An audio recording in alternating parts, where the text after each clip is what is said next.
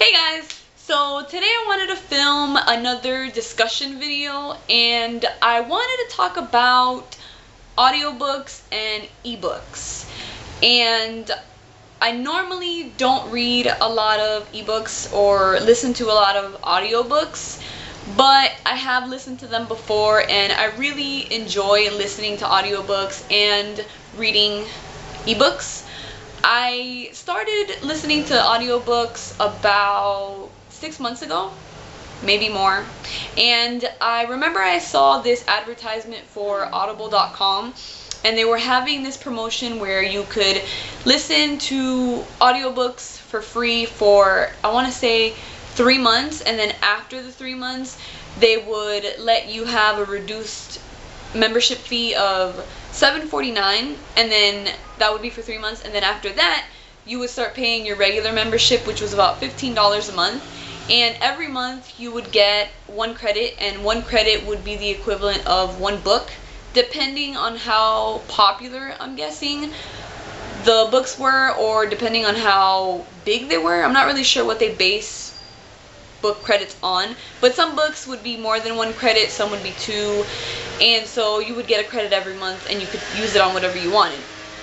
So I remember the first book that I listened to as an audiobook was Tiger's Curse, and I'd seen this book around for months and months and months, and I never got around to buying it, and I absolutely love the cover of the Tiger's Curse, the Tiger's series, and they just have these really pretty shiny covers, so that automatically attracted me to them, and I never got around to buying them because I think they were a little bit pricey, so I never bought them. And so when I finally got my first credit for audible.com, I went ahead and I got the Tiger's Curse audiobook, and I fell in love with this series. I fell in love with that book. It was so cool because you already have like a little movie playing in your head whenever you're reading.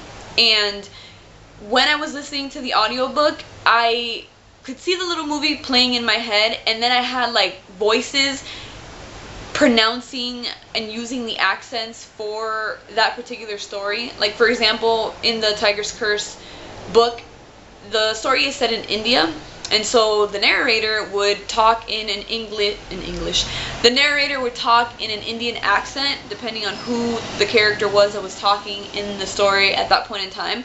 And so it was really cool to listen to the narrator change the accents, and it just made the story seem more real, I guess. It definitely had an factor as far as reading the book and listening to the audiobook. It made it seem more real, and I really liked that because that was definitely something that you can't get just reading a book. You kind of make your own interpretation as to how something is supposed to sound or how something is supposed to be like, but when you have an audiobook, you know what it's supposed to sound, how things are supposed to be said, what the character is actually feeling. Like, you can see or you can sense the emotion through the narrator when you listen to ebooks, and I really like that because that was really, really cool to me. I do listen to audiobooks every now and then simply because I get a lot of migraines. I get migraines all the time. I think in this week I've had 3 or 4 migraines, and I take medication for it. Sometimes it works, sometimes it doesn't,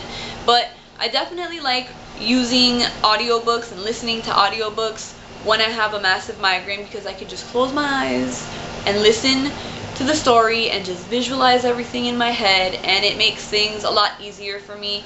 And I especially like listening to them when I'm feeling really, really lazy and I don't want to read anything. Like, move my eyes, read. It makes things a lot easier for me, so I really like that. And I have a couple of audiobooks that I haven't gotten around to reading yet. One of them, the most recent one, is The Selection, and then I think I have The Girl with the Dragon Tattoo and Cinder. I've been wanting to read Cinder I've been wanting to listen to Cinder forever. I've had that book forever and I haven't gotten around to listening to it yet. There's a couple of books that I have there that I haven't listened to yet because I have so many books that I have to read, but I have them there and I'm really excited to finally get around to listening to them. One thing that I find can be a negative thing about listening to audiobooks is you can't really multitask when you're listening to an audiobook, and maybe that's just me and I just can't do multiple things while I'm listening to a story, but I feel like I can't focus and I kind of miss certain parts and I have to go back and listen to it again. So most of the time whenever I do listen to audiobooks, I try to listen to them before I go to sleep for about 15 minutes. There's actually a really cool setting on, I actually listen to it on my iPhone, just in case you guys were wondering, because I know I didn't say anything about that. But so I listen to them on my iPhone, and it's really cool because they have a timer on there, and you can set it for 15 minutes or 30 minutes or 45 or an hour, and then after that specific time, it'll cut off and it'll just stop playing. So that's kind of like something that's really cool if you want to have it on a timer and you might pass out after 15 minutes of listening to it. That's what I typically do. So moving right along to ebooks, I don't actually have an e-reader, and some of you guys must be wondering, well, if you don't have an e-reader, how do you read your ebooks?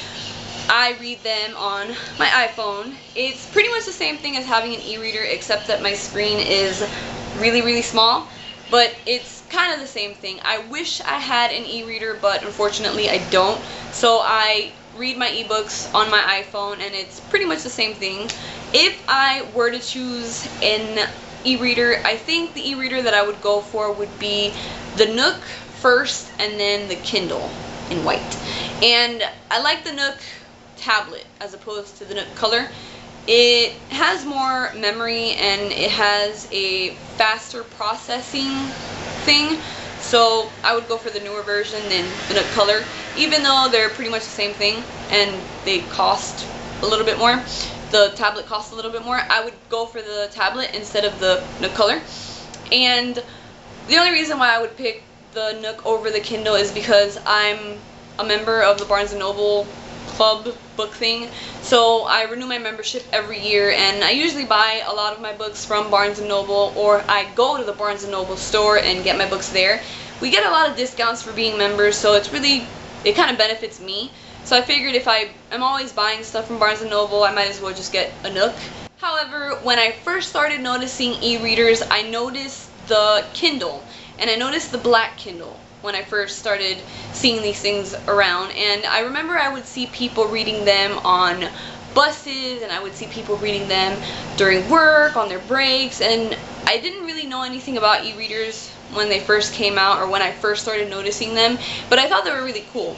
And I like that it had like a, it doesn't have like a color screen like the Nook Color the tablet has. It's kind of like a black screen with a green screener. I don't even know what they're called, but it has a different screen than that one, which is supposed to be a lot better for your eyes, and it doesn't, I guess, make your eyes tired or hurt your eyes after reading for long periods of time. I like that it has the little buttons on the side, and you just click on the little buttons and it flashes and then it changes to the next page. So I really thought those were cool when I first saw them, and then I kind of discovered the Nook Color and the tablet and the whole Nook family, and I just kind of jumped on over to the dark side.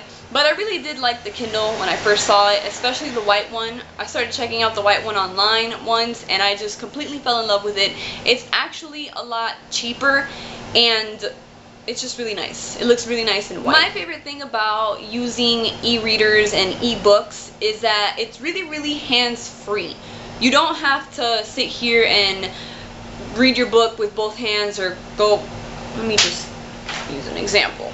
Like, you don't have to sit here and do one of these when you're reading your book, or one of these, or whatever. With an e-reader or an e-book, you can just sit here and read like that, and then like have a sandwich in your other hand and eat.